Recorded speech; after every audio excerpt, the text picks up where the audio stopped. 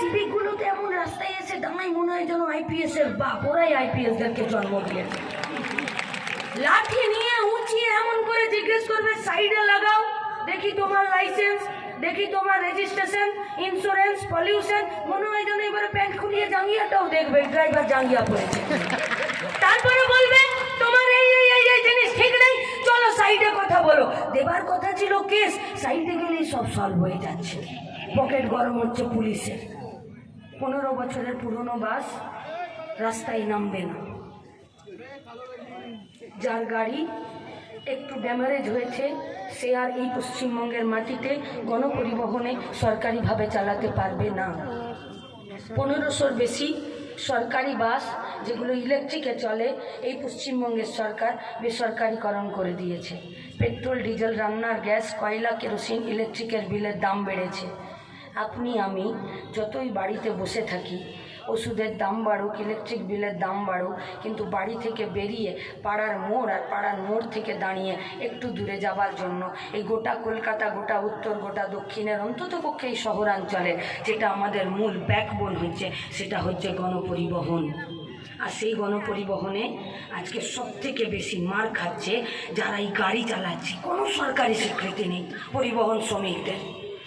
2008-এ তো ছিল লাল ঝান্ডার পার্টিটা, বলেছিল 15 বছরের পুরনো বাস তুলে নিতে হবে।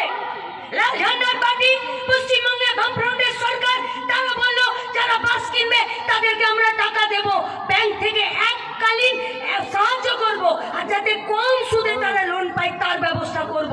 গাড়ি তো কিনে নিয়ে আর রাস্তায় নামানো যায় না। তাহলে যতদিন না পর্যন্ত বাসটা লাইনে নামছে, রোডে কেউ প্যাসেঞ্জার চাপছে, ততদিন বাসের কন্ডাক্টর, খালাসি, যে বাসটাকে মেরামত করে সে, যে ড্রাইভার, তার চলবে কি করে? বললো সেই সব শ্রমিকদেরকে আমরা এককালীন যতদিন না পর্যন্ত তারা ফিরে নিজের কাজে পৌঁছাতে পারছে তাদেরকে আমরা সাপোর্ট করব। করেছে পশ্চিমবঙ্গের সরকার, বহুবার করেছিল লাল ঝান্ডার পার্টিটা। তাই জন্য এই পার্টিটা করতে গেলে আজও মাথাটা উপরের দিকে থাকে, কোনোদিন কারো কাছে চোখ নামিয়ে কথা বলতে হয় না, কারণ এই পার্টিটা আমাদেরকে বুকে ভরসা আর মাথায় মান সম্মান দিয়েছে। যখন ইলেকট্রিক বিলের দাম বেড়েছিল 120 কোটি টাকা ভর্তুকি দিয়েছিল এই পশ্চিমবঙ্গের মাটিতে। 2010 সালে অতি উৎপাদন হয়ে গেল আলু চাষিরা মরছে, দাম পাচ্ছে না, 400 কোটি টাকা ভর্তুকি দিল। নয়া উদারনীতিবাদে যখন সবার কাজ যাচ্ছে, রিসেশন যাচ্ছে, 5000 কোটি টাকার বেশি টাকা ভর্তুকি দিয়ে গরিব মানুষকে তাদের খাওয়া দাওয়া, ইলেকট্রিক বিল, গণপরিবহনে ভাড়া কমানো তার ব্যবস্থা করেছে। সেই পার্টিটার থেকে আপনাদের কাছে বলতে এসেছি, মানুষ যদি বেঁচে থাকতে চায়, আজকে তৃণমূল আর বিজেপির ভাগাড় থেকে বেরিয়ে এসে আমাদেরকে শক্তিশালী হতেই হবে। আর শক্তিশালী হবে কর্মীদের দ্বারা। ভোট টিভির পর্দায় নয়, ভোট খবরের কাগজে নয়, আর ভোট এতগুলো লাইট জ্বালিয়ে গোটা দমদমে লিচু বাগানে মাইক লাগিয়ে আর আমাদের আওয়াজ কত দূর যাচ্ছে তাতে ভোট হবে না। ভোট হবে কোমর যদি শক্ত থাকে আর বুথে যদি 5খানা কমরেড জান কবুল লড়াই করে দেয়, সুজন চক্রবর্তীকে কেউ হারাতে পারবে না এই পশ্চিমবঙ্গে। আর সুজন চক্রবর্তী জিতছে, হাতি বেঁধে দিলেও কেমিস্ট্রির মাস্টার মশাই এবার আর জিতবে না। কেমিস্ট্রির মাস্টার মশাই পাড়ায় গিয়ে বলেছেন, মাসিমা চিনতে পারছেন? বলছে, চিনবো না বাবা, তোমাকে কয়েকদিন রাত দিন দেখলাম টিভিতে ঘুরিয়ে ফিরিয়ে হাত পেতে ঘুষ নিয়ে থ্যাংক ইউ বলছি। লজ্জা লাগে আমাদের।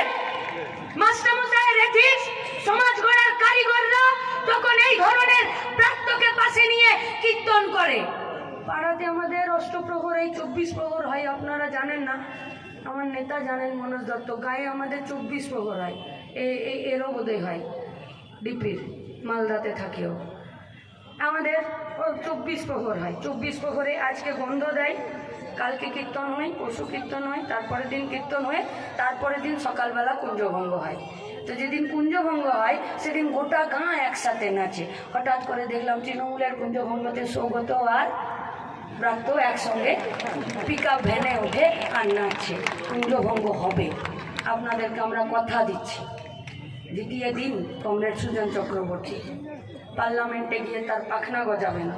এই পশ্চিমবঙ্গের বেকার ছেলে মেয়েদেরকে মাথা উঁচু করে বেঁচে থাকার জন্য সৎ পথে একটা রোজগারের ব্যবস্থা করবে, তার জন্য লড়াই করবে। ভোট দিন কমরেড সুজন চক্রবর্তীকে। হবে। ভোট দিন কমরেড সুজন চক্রবর্তীকে। ভারতবর্ষের সুপ্রিম কোর্ট, সংবিধান, গণতন্ত্র এবং আমাদের সেকুলারিজমকে বাঁচানোর জন্য মাটি কামড়ে পড়ে থেকে লড়াই করবে। ভোট দিন কমরেড সুজন চক্রবর্তীকে। ব্যাংকে থাকা টাকা আর মানুষের পকেটে থাকা টাকা দুটোকেই আমরা সেফগার্ড করব। আর ভোট দিন কমরেড সুজন চক্রবর্তীকে। 2024-এ গোটা দমদম লালে লাল হবে। আর 26-এ তৃণমূল কংগ্রেসের সরকারটাকে তল্পিতল্পা বেঁধে পশ্চিমবঙ্গ থেকে বিদায় আমরা দিয়ে দেবো। সাথে থাকুন, ভরসা রাখুন নিজের প্রতি, পার্টির প্রতি। ইনকালাব জিন্দাবাদ, লাল ঝান্ডা জিন্দাবাদ। অসংখ্য ধন্যবাদ।